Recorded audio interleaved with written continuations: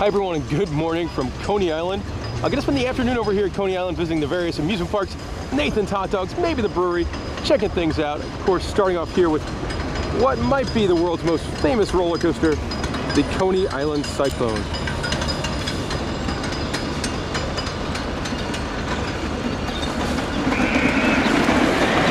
I've made it to the boardwalk area, which is a really big boardwalk. You got the beach over there. Just wanted to point out the New York Aquarium is nearby. Right near the Cyclone, actually. They do have a big giant mural outside with a giant Pacific octopus on it. New York Aquarium, not gonna be one of the best aquariums you'll find, but a couple years ago they did open that, which is a big giant modern shark exhibit, and that's pretty cool. And not terribly expensive to get into the aquarium either. I think it's around $30, which for an aquarium anywhere isn't bad, especially one here in New York City. Just outside of the area known as Luna Park, you do have the famous Coney Island Cyclone. Should be turning 100, I think, sometime in the next few years. And honestly, as somebody that travels a lot, $10 for the ride is not terribly expensive compared to some other, single ride roller coasters out there, especially for one in New York City with the kind of lure that the Cyclone has. The Cyclone, for a ride that's 100 years old, running really, really well. Pretty smooth. It runs some very unique trains by modern standards with the 4 benches and lots and lots of cushions. Kind of fun. If you sit by yourself, you slide from like one side to the other side. So I definitely recommend doing that. And man, a good way to start off the day. On our way down the boardwalk, made it to Dino's Wonder Wheel Park. And look at the facade they've got for their Triotech shooting ride. That is fantastic. In a new to me section of Coney Island is this very large RCI style ropes course. A cool spot too, right on the boardwalk, especially if you're on like the 3rd row up there. You get some really cool views looking out onto the beach. And they've got like a curved zip line portion.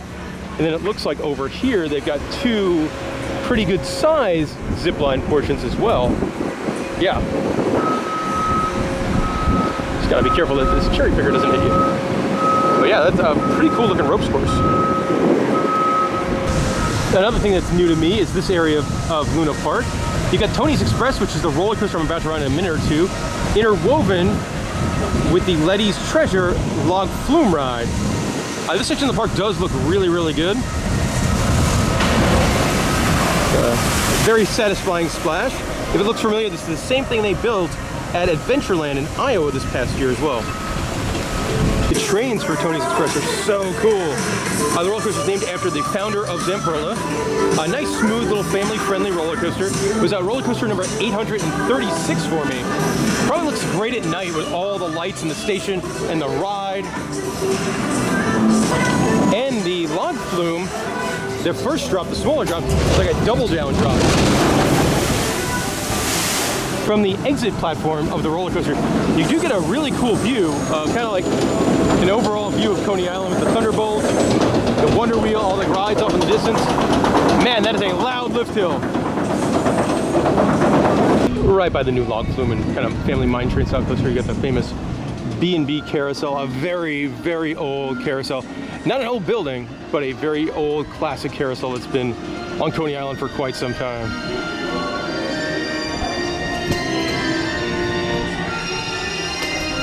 Made it to the old parachute drop tower. Hasn't been used for many, many years, but it sticks around kind of as an icon of Coney Island. Wishes that would be something they get operating again, especially with the Great Adventure losing their parachute drop ride. And there's not many left in the country. I don't know if there's any big parachute drop rides. Also like this skate park kind of thing, kind of has a roller coaster look to it.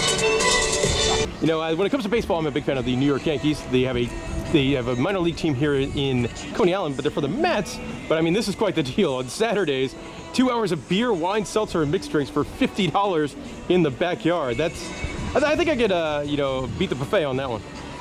So we were lucky when we were walking by. The stadium was just open for some sort of college baseball tryout thing.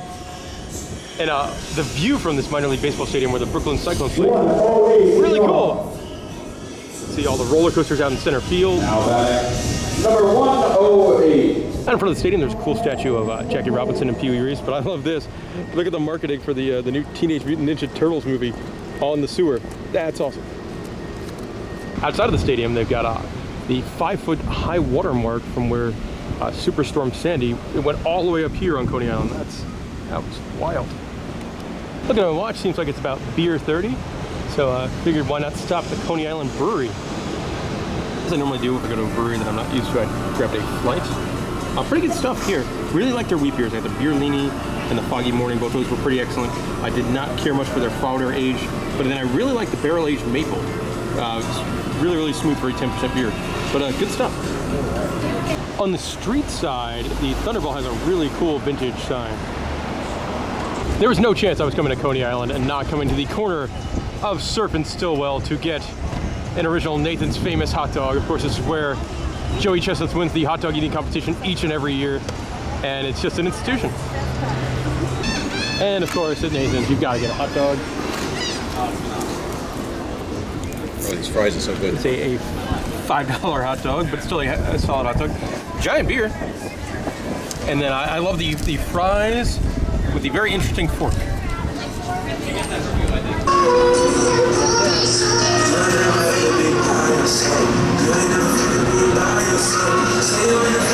And with that, I'm in a different part of Luna Park. Some of the crazier rides here. They've got the slingshot. They've got the big skyscraper style ride. The skyscraper is actually going pretty slow right now. I think it's going to hold these guys at the top, maybe. Yep, that's exactly what it's doing. And I have been on this. Molly was horrified on this ride when we were here, like probably 7 years ago.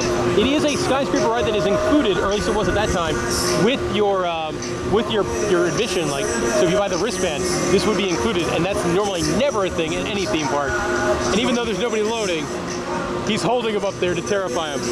Some of the rides in this park, you do have the steeplechase, which is their launch horse coaster. So very similar to the one in Knott's Berry Farm. This is kind of a gentler ride, but it's different because you're on a horse. And it has a launch. Some of these coasters don't have a launch. But yep, they are just being held up there for a while. Oh, they're being held up there so they could load these guys down here. And that is always the most terrifying part of a ride like that.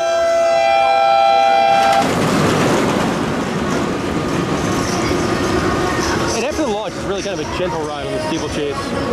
Across the way there, you can see the Soaring Eagle, which is a Zamperla Volaire. One of the worst roller coasters on the planet. I think it's the only one left in the country like that, but those are not good rides. We have found our way back to Dino's Wonder Wheel Park, as there's 3 rides I want to go on here. One of those rides is not the Sky Flyer. They're little, like the world's smallest roller coaster. Actually, if you go on RCDB and look for this roller coaster, you can find pictures of me, Drew, and Hyde riding it at the IAPA Expo a couple of years ago. So definitely check that out on RCDB. But I want to go on the Wonder Wheel. The Wonder Wheel is super fun because it is a swinging Ferris wheel that's over 100 years old. So have you ever been on like Mickey's Fun Wheel at California Adventure? That is the, they got their inspiration for that from the Wonder Wheel. This one does swing a lot more than the one at Disneyland though. Quite a bit. It's gonna get kind of breezy up at the top, so I apologize. Not the clearest day here, but you can sort of see the World Trade Center and the like off in the distance. And I'll get you the view of the swinging. You go down the track, down the track, down the track. And whoa, swinging.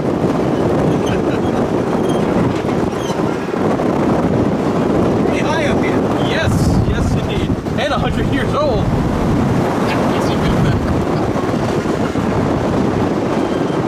While here at Dino's, had to grab a ride on the Phoenix, which is their newer roller coaster. I'm not super crowded here today, so I'm not going to be able to catch it running, but I'm actually the only one on the ride. I've had a Zen ride on it. Fun little roller coaster. I love how it like just narrowly avoids the Wonder Wheel going this way.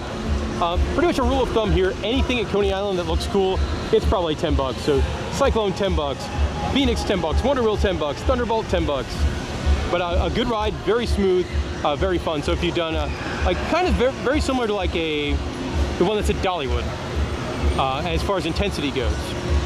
But yeah, thumbs up. This is roller coaster 837. Interested for the very first time ever was the spook-a-rama, the dark ride here at Dino's, which is about $8 to ride. Very classic dark ride. You can actually see the cars are really cool. They have like the classic pretzel style dark ride cars. Lots of animatronics in there, lots of things to make you jump. My parents getting out of theirs now. Fun time. Worth $8, I'm not sure, but kind of neat. All of the classic stuff on the boardwalk, like this one here, something called Paul's Daughter, which is a bar and food, but I love the giant statues up front. This gentleman with his tie holding a cheeseburger, an American flag, and the lady holding a giant beer.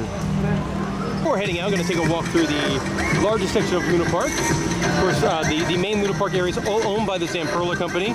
So a lot of times you'll find like the wackiest Zamperla rides come here first before anywhere else. This one does have some kiddie rides.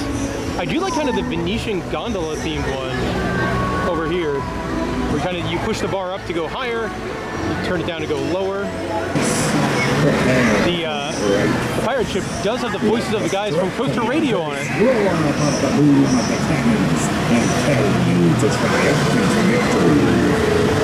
I'm not sure if I've ever seen one like this for that kind of like little kids plane ride where they're hanging on strings. I know back in like the 70s, I think Six Flags Over Texas or Six Flags Over Georgia had one, like a larger adult one, but that's a pretty neat looking ride. Coney Island does have one of these giant versions of the air race, the ones that are way, way off the ground. They've got a big disco, and then I always think the Zamperla Nebulas are some like the coolest looking flat rides. Like it's mesmerizing to watch. The park does have a small gift shop, and some of the shirts are really cool. Like you got the old Luna Park kind of logo on it. Where this one's actually really neat. It's got the cyclone and a big giant squid. Some pretty cool merchandise in here, which you wouldn't think for such a small park. And there we go. That'll do it for my afternoon here on Coney Island. Good time as always. I feel like, especially every time in the last 15 years or so, every time I've come to Coney Island, it seems to get better and better. And this time was no exception. Got to ride some brand new roller coasters. Got to ride some 100-year-old roller coasters. Got some good craft beer. Got a Nathan's hot dog. Got to see the ocean. It's a pretty good day. If you have any questions about Coney Island or any of the attractions here, let me know in the comment section below. Do my best to get back to you, and thank you very much for watching.